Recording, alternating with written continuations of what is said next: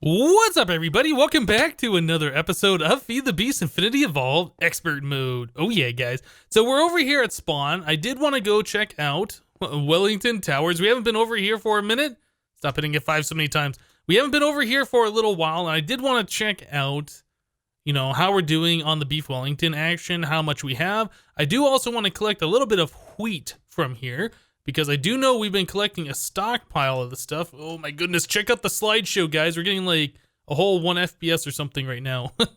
Yeah, check it out. We're at about 500,000 wheat being collected. Soybeans are being used as soon as they come in. We have just a little bit of spinach there. Looks like about 50,000 red mushrooms. And yeah, the firm tofu, as soon as it comes into this deep storage unit, gets pulled back out and turned into the Beef Wellington, which we have... How much do we have? 1.6 million Beef Wellington, guys. That's a lot of food. We might not have to make food ever again. I don't know. We might. I'm feeling a little hungry. No, I'm just kidding. Yeah, that's a lot. What was it? The last time we looked at this, it was about 600,000, and I said that was probably something like 10 billion RF worth of potential power. I don't remember what those numbers were. But anyway, this is almost 3 times that amount now, so that's pretty impressive. So yeah, I did want to get just a little bit of wheat here. I guess I'll just fill up my inventory. Don't need a super large amount of the stuff, but I have been trying to get a lot of the bacteria for the genetics machines. Oh my goodness, put your finger on shift. Yeah, I've been trying to get some of the bacteria going for those genetics machines, and I just ran out of wheat. We had it going overnight, trying to just get a stockpile of this stuff. Let's go take a look at how it's doing right now. I did make up a whole bunch of the growth medium, and that has been filling up our growth medium drum here. We're almost at 100 buckets, it looks like. The bacteria drum is almost completely full, so we've made a whole heck of a lot of this stuff. But yeah, we ran out of the wheat here. Let me just go and fill this thing back up, and this will... And then it'll start processing into more of the bacteria. Cool. Yeah, I just want to get this thing full, so I probably don't have to stock this ever again. I really don't know how much of this stuff we're going to need, but I did want to try and get this thing completely full, and we're almost there. We're about, like 14 buckets shy of being full. So yeah, got a decent amount of the growth medium, decent amount of the bacteria. Cool. So I don't think we're going to be messing with that stuff today. I still got to do some more research on the mod and figure out how that all works. But I really do want to start working on those bees pretty soon, so I got to figure that out pretty soon too. I've been taking a lot of the spinach from Spawn and over there at the farm, and I filled up this chest right here full of spinach seed, and then this one up here full of soybean seed that I got from Spawn. Since we still do have the Beef Wellington, the original one there, that's still running, filling up barrels, but it's not really doing anything. Yeah, I've been making seed oil here. I've been putting the seed oil into our carpenter and then making a whole bunch of these impregnated sticks so we can make the frames for the bee stuff a little bit later on. Just been trying to get this stuff done a little bit. So let's see. Our mob farm is doing pretty good at the moment. I did have to set up an ender chest over here to pipe some of the items out. We were filling up our diamond chest really, really quickly. And yeah, I wanted to make sure we weren't going to run out of room. So we've collected a lot of mob souls here. This is from that Reaper enchantment. Looks like we got 1 Enderman soul. We got an Ender mini soul, 3 witch souls, a bunch of spiders, zombie, skeletons, and creepers, which is pretty awesome. So yeah, this mod pack has head crumbs in there, and by default, it comes with some of the FTB guys. I guess people that work there or their friends. I don't know how that all works, but it comes with some of those guys in there. What is that? Oh, that's an Ender mini. Look at the mini map. He's just taken off that direction. We'll talk about that here in a second. But yeah, I switched those all out for the Hermitcraft guys. So now we got some of the Hermitcraft head drops in here, including my own head. We got Slipgators and Biffas, Mumbos, got a couple, and TFCs. Got a couple of those as well, which is pretty cool. So yeah, this mob farm is doing pretty good. Now, I saw that we were getting the mob souls from all the different mobs, but we weren't really getting any from the witches. So I decided to put a witch spawner in here, and a little while ago I did make a second portal gun. I made an Atlas portal gun version so I don't remove our portals from Spawn. Yeah, so I made a different version so it has the different color portals, and you can move spawner blocks with this thing. So I've done that. I moved a witch spawner in there. I also moved a second one right here. These come in groups of 2 normally when you find the little witchery circle things. I'm not really sure what those are. But yeah, you can pick these spawners up just by, you know, looking at them with the portal gun and pressing G. Yep, and you can pick it up and move it around and do whatever you want, just like any other block. And you can set it back down, which is pretty awesome. So yeah, I picked one up and I set it inside the spawner, so it will be on the cursed earth when we have the spawner room turned on. I'm just putting torches over here so this thing doesn't spawn. Yeah, it is sitting on top of cursed earth, so we are spawning witches regardless if I'm nearby or not. So that's pretty awesome. And I set it up there against that back wall. Otherwise, if I have it like right here, mobs will get caught on it or whatever. If it's against that back wall, there's no way mobs can spawn behind it and get caught on it. So we will set up better things for that later on. The mob souls, though, we can use Draconic Evolution to make stabilized spawners and put these mob souls in there. So yeah, we can put the mob souls into a stabilized spawner, make like a vanilla style spawner of that mob soul type, but you can't really move the spawner once you place it, otherwise you lose the mob soul, so I don't want to really do that. And they're not really that great until you can get all the upgrades and make them spawn super fast, and when you're not like in the general vicinity of it. So anyway, we're gonna hold off on doing any of that stuff for now. But those ender minis, I keep seeing they teleport like over in this direction, and I don't know where they're going. They're going over here somewhere, and then yeah, there's like one right here. Oh, yeah, I see I think there's a few on the map. Yeah, there's another one over here. Yeah, they just keep, like, taking off this direction and going off into an unloaded chunk. So there's probably a lot of these guys around here somewhere. I don't really know what they're doing. Let's see another. Is that an Ender Mini over here? I don't know. I saw a red dot, now it's gone. So anyway, yeah, we might have to figure out something, how to prevent those guys from spawning. You can see down into under the base. I think there's something from Ender.io called an Inversion Obelisk. That might be something that we look at in the future. I think you have to power it, but I believe it prevents a certain type of monster from spawning. So yeah, we might be able to use that to prevent the Ender Minis from spawning and then taking off and heading out over here and just, you know, clogging up that chunk. Eventually, given enough time, there'll be so many over there, it could potentially crash the game, I guess. I don't know. But yeah, I mean, if they're just teleporting out anyway, we can get regular Endermen. There's not a lot of point to having those guys spawning in there, especially if we can prevent it. So I thought it'd be kind of cool to try out the Aversion Obelisk. I don't think I've ever made one of those before. I've heard people recommend them to me previously, like in the original Infinity series that I did on the Hermitcraft server, because... Oh, I need an Enderman head. Yeah, because I was getting a whole bunch of the hobgoblins spawning at that time. There was some kind of bug where they'd spawn everywhere. So let's see. We need an Enderman head. Yep. So we need this final piece right here into the slice and splice. Tormented Enderman head. Yeah, we need this final piece right here to make the Aversion Obelisk. And let's build it. Cool, there it is. All right, so let's set this thing down first of all and see what this thing looks like. So that is kind of creepy looking. So the interface, yeah, looks like it does in fact take power. I don't know if we need the upgrade for that. And then it's got a bunch of slots right here. Range 64, show range. Oh, okay, that's kind of cool. So is that... Oh, that looks like it's a box. It is not a sphere. Okay. Configure IO. I don't know why we'd want to configure an IO on this thing. So should we get like a capacitor for that? Is there a point? I don't know, we'll put a basic capacitor in there because why not? Okay. Oh, it won't let us put it in there. All right, well, I guess maybe we can't put the capacitors in there. So it does require power. Do we have any more of the solars? We have these. I don't know how much power this thing uses. Does it say max 80 RF a tick? Is it always using 80 RF, or is it using 80 RF when it prevents a certain mob from spawning? I don't know, because this is not enough. This would only make 16 RF with the 2 of these. So we might have to get a Tesseract out there, or I don't know, something. So I assume these spots right here are for soul vials. So let's grab a soul vial. All right, and we need to go catch ourselves an Ender Mini. I'll make myself a Tesseract. I think that's what we're gonna do for this thing. I'll make myself a Tesseract so we can power that thing.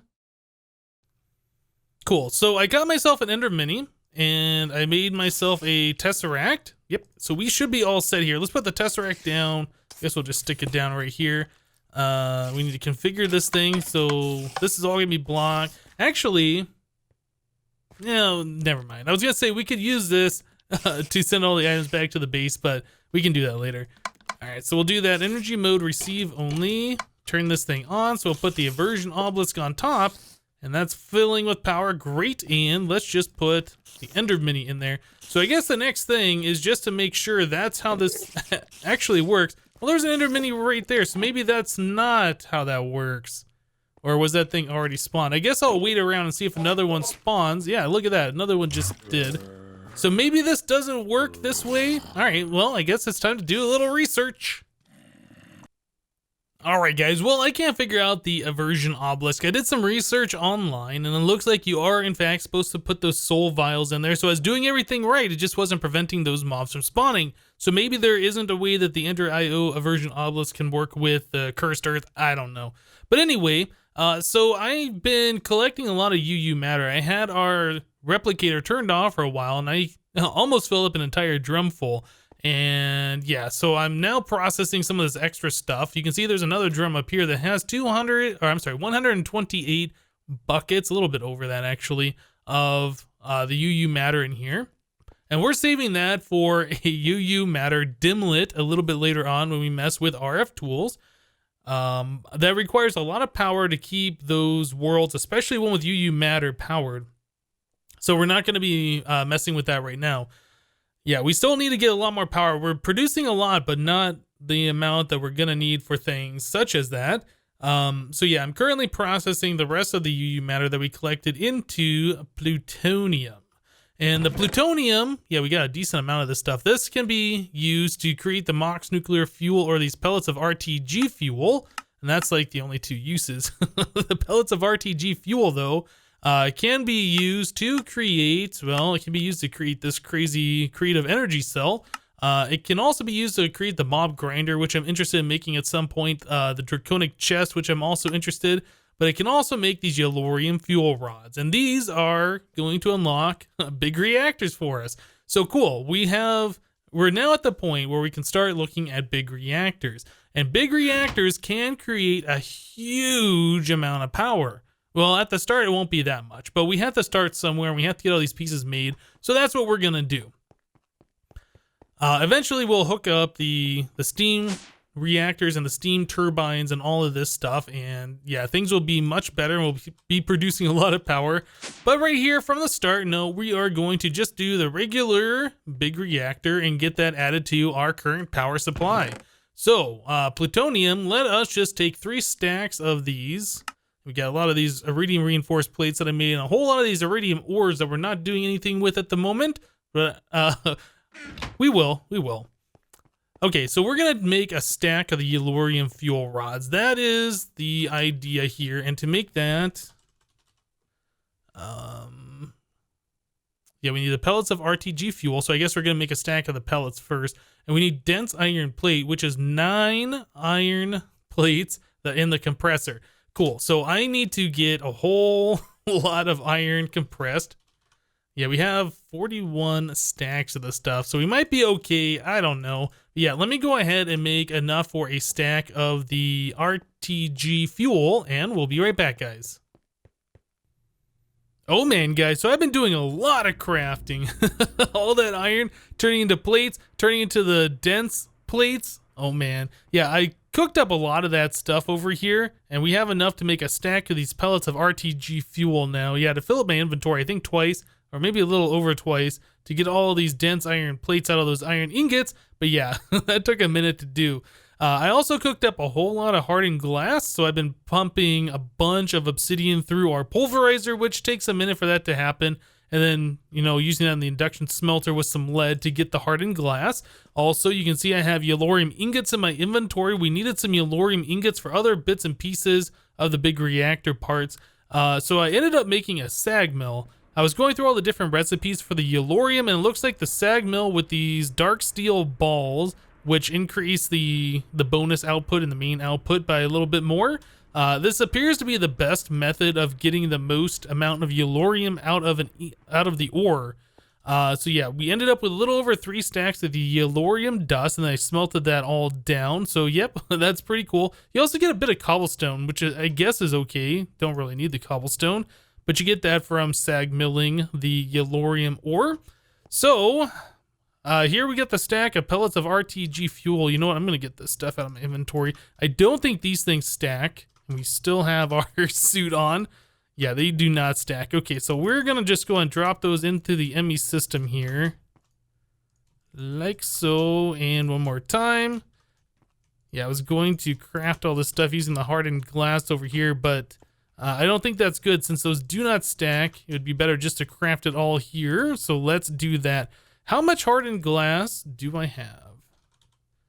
Yeah, almost 1,700 hardened glass now. Yeah, like I said, I cooked up a whole lot of that stuff. All right, so we need the RTG fuel. Oh, and looks like we had an extra one of those in here. So we'll do this and we'll just do a full stack. All right, and we have one extra RTG fuel for whatever reason later on. So there we go. There's a stack of Yellorium fuel rods. That's pretty cool. So big reactors, in order to get any sort of power out of this, we have to build a frame for the reactor for the Yellorium fuel rod to sit in. So we need the reactor casing, which is graphite, electrical steel, and some steel ingots. I just got done making some electrical steel. I made 4 stacks of this stuff. I don't know if we're going to need that much, but yeah, I made that much. We get 2 reactor casing per each one of these recipes, and we did need the Yellorium ingots for this as well. Steel ingots, how much steel do we have? We got 1,000. Yeah, we should be good. Let us go ahead and make this. Oh yeah, the graphite bar, by the way, I think that is coal or charcoal. I smelted up a bunch of charcoal is what I did to make the graphite. All right, so we got, I think 9 stacks of the graphite is what I did. Anyway, let's go ahead and do this. I'm going to make, I don't know how much all right, we're making that much because now we're out of everything. Out of the electrical steel. Yeah, I don't know how much of this we need because we're gonna expand the reactor over time anyway. So you also need one of these for each piece of the reactor glass if you want glass on the sides or whatever to see inside the reactor, or on top, whichever you want to place it, which I find kind of weird. I was looking at this.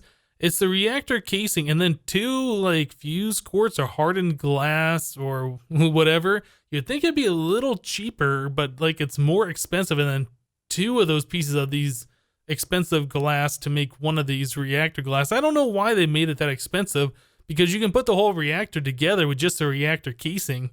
That's just more of aesthetics kind of stuff. Anyway, that's the way this pack is set up. Okay, so we need a reactor controller in order to do anything with a big reactor. So we need a computer, and we should have all these parts available. There we go. And the red pipe wire, actually, I don't think we have. I don't think we do. Okay, I think we're gonna, well, I was gonna say I think we need poppies, but I think the rose will do that just fine. So we need, in order to make the red pipe wire, redstone and iron. So let's grab a redstone and an iron. And that should make us 8 pieces or 9 pieces. I can't remember how much pipe wire you get, but it's a decent amount. And that has to be done over here. I did set up the rock crusher once again. Trying to make a whole bunch of this crushed obsidian. We're out of that.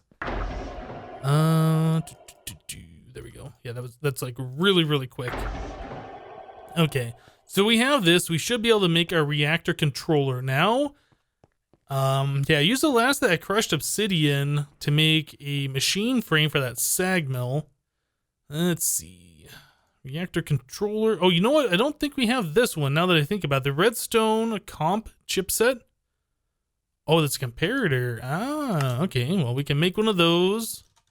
We can get one of these. Is that what that was? Controller. Oh no, just a piece of redstone.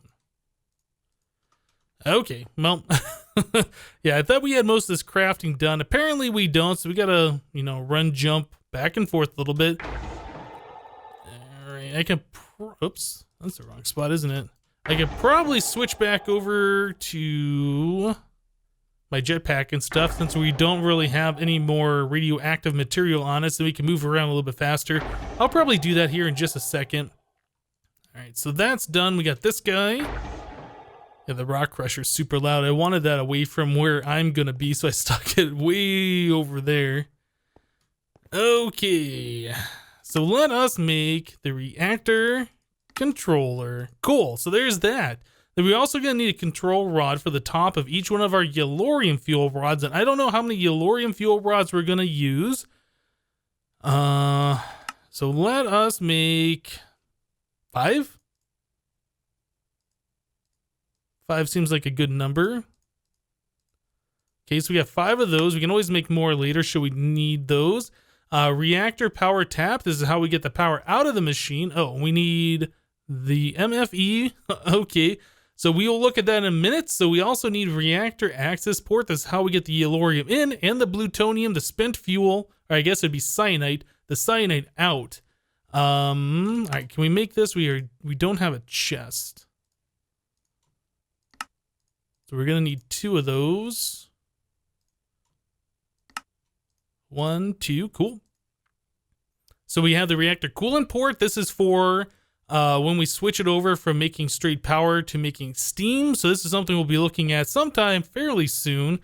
Reactor rednet port, computer port. I'll probably make a computer port here, so I can hook up a computer to turn the reactor off when its internal buffer is full. We're not wasting power all of the time.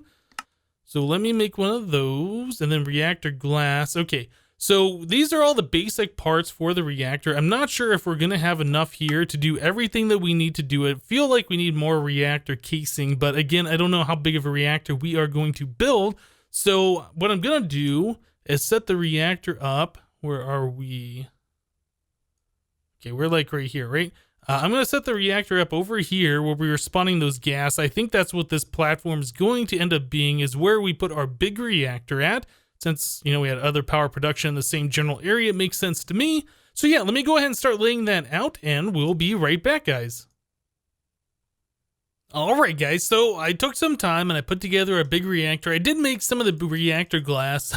I thought about it, I was like, yeah, we had like, what, 1,600 of the hardened glass. Let's just go ahead and splurge a little bit so we can see what this thing looks like on the inside when it's all put together.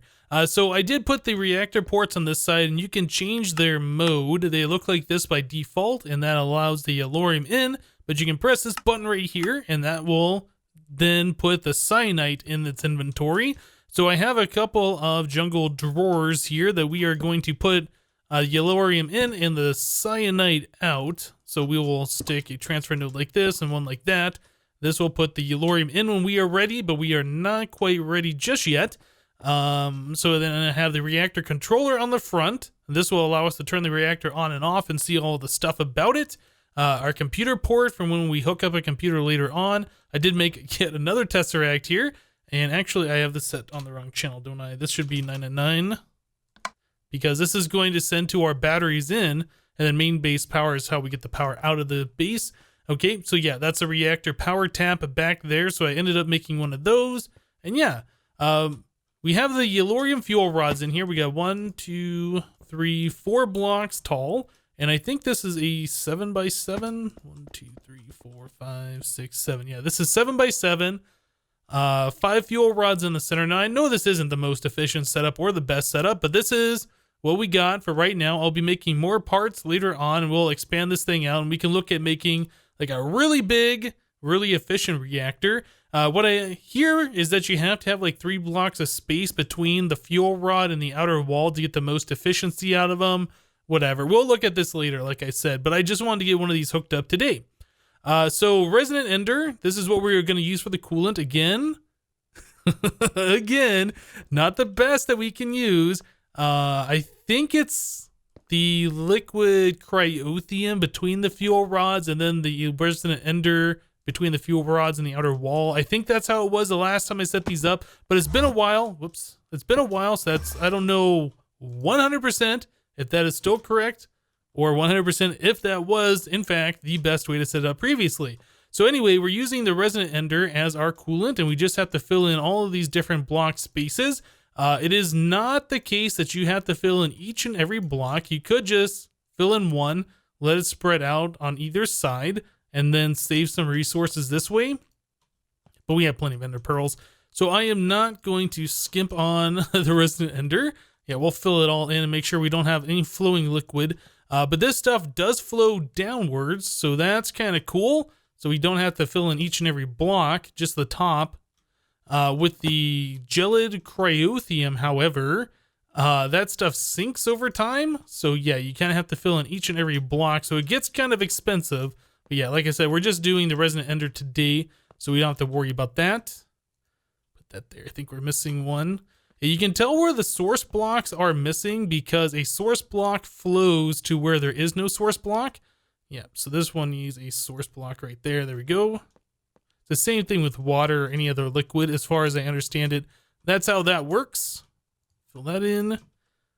Put one here. Yeah, just 20 buckets is what I had total, so we just got 2 more left. So one goes here. Yeah, one in that corner. All right, there we go. All full. Yeah, the resonant ender is kind of cool. If you jump in it, it like randomly teleports you somewhere. It's somewhere nearby. I'm not sure if in this pack, if you drink this, if that sends you off like quite far ways away. I know with some versions of Mine Factory Reloaded, if you drink this stuff, like it'll send you off like 5,000 or 20,000 blocks in a random direction. So don't do that unless you got a way back. Yeah, Reactor Glass is what we're going to use on the top. You can use just a regular reactor casing, but I am using this because I like seeing into the reactor on all the different sides. I'm not sure if you can use a glass on the bottom or not. I always keep the bottom solid regardless. Okay, so this is what we're looking like. You can see it all kind of formed into the multi-block structure. The corners look different or whatever. So at this point, we should be able to just throw some yellorium into this. And that should... This is going to go really slow, isn't it? Because I don't have the stack upgrade. So let us make this a little faster. There we go. So that should be all full inside now. Yeah, we can see that right here. Core fuel status, 100% fuel. Full. I was going to say fuel. Yeah, 5 fuel rods, max capacity fuel, all of this stuff. All right, well, I guess what we want to see is how much power this thing makes in this state, just like this. So nothing really fancy, just those 5 fuel rods. It is 4 blocks tall and a 7x7 reactor. Looks like we're making almost 10,000 RF per tick, which is pretty cool. 9.5 thousand per tick. Yeah, that's not too bad. It is using 1 millibucket of fuel per tick, and we are not keeping an energy buffer here, which tells me that for whatever reason, the way the power is set up, it's using this fuel first, or I guess this power first, before it's using the power over at Wellington Tower. So this is what we're going to be relying on most of our power from. And then Wellington Tower will be our backup, which I don't really like. I almost feel like maybe we should set up like a secondary input for our batteries where if that's empty, this will start putting in power. I don't know. Anyway, we don't really have to worry about that, about, you know, how much yellorium we're using, because we have a lot of it right now and we are not relying on this particular power at the moment, but we will be. I did want to get this set up for when we do need that extra power.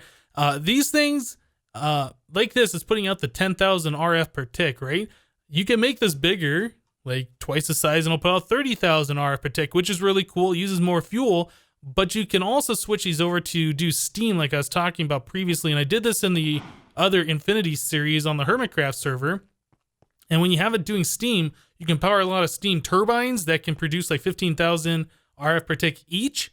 Like I think a reactor this size was able to do like 3 or 4 of those things. So you can really increase the amount of power you're doing, but those are things we'll look at in the future. The turbines, I saw like these turbine rotor shafts that you need to make the multi-block structure do require iridium. So these are quite expensive, and same for the turbine rotor blades. Each of those require 2 pieces. And if I remember correctly, I think we needed like 80 of these things to make a full size turbine. So these are things we will work on in the future when we get a whole lot of iridium that we're not going to be using.